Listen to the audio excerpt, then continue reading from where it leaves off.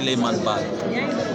L'objectif était de rappeler l'œuvre de ce grand personnage, cet éminent personnage, qui nous a laissé des recommandations. Et ces recommandations étaient une manière de revenir sur notre culture politique, sur notre histoire politique, sur notre trajectoire politique.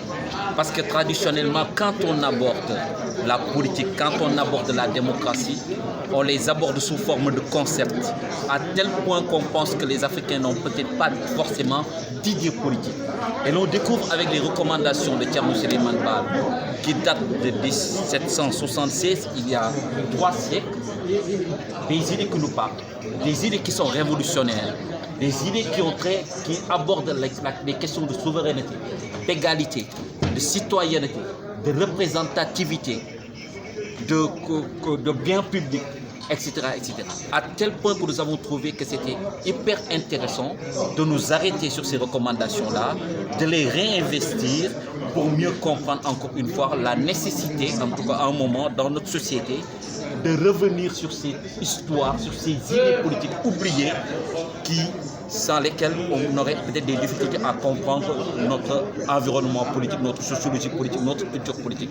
Donc l'exercice consistait à rappeler qui était Thierno Souleymane Baal, de rappeler ces idées politiques qui étaient à l'époque révolutionnaires. Parce qu'on pensait que l'Afrique était totalement orpheline d'une tradition démocratique et que nous n'avions peut-être même pas d'idées politiques originales pour nous organiser politiquement. Mais on va se rendre compte que les Africains, à travers les recommandations, que nous avions des idées politiques totalement originales pour organiser notre société politiquement, pour nuire au mal, pour servir le bien public. Encore une fois, ces recommandations-là, à les lire aujourd'hui, on se dit que mais ce n'est pas possible.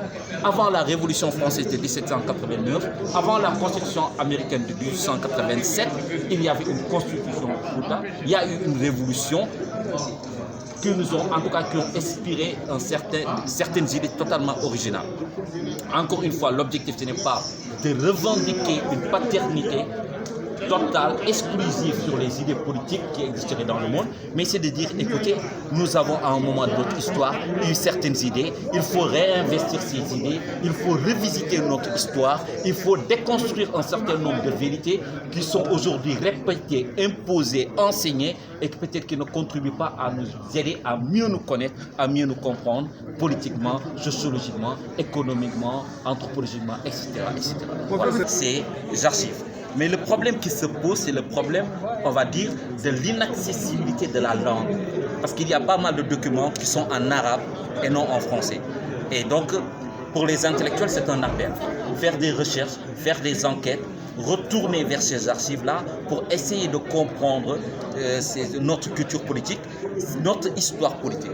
Parce qu'encore une fois, nous avons une histoire, même si l'impérialisme est passé par là, la colonisation est passée par là, et on le sait, celui qui vient vous dominer brûle votre bibliothèque, conteste toute idée originale et laisse penser que vous n'avez peut-être jamais eu, vous n'avez jamais réfléchi sur vos conditions de vie. Là, on a à travers ces recommandations la preuve éclatante que nous avons réfléchi, que nos ancêtres ont réfléchi sur nos conditions de vie, comment conduire la politique, comment nuire au mal, comment servir le bien, qu'est-ce qu'une société juste, qui doit diriger la société, quel type de compétences attend-on des gouvernants, l'honnêteté, la probité, la légitimité, la citoyenneté, tous ces concepts-là peuvent être revisités à travers les recommandations de Thierno Souleymane Baal.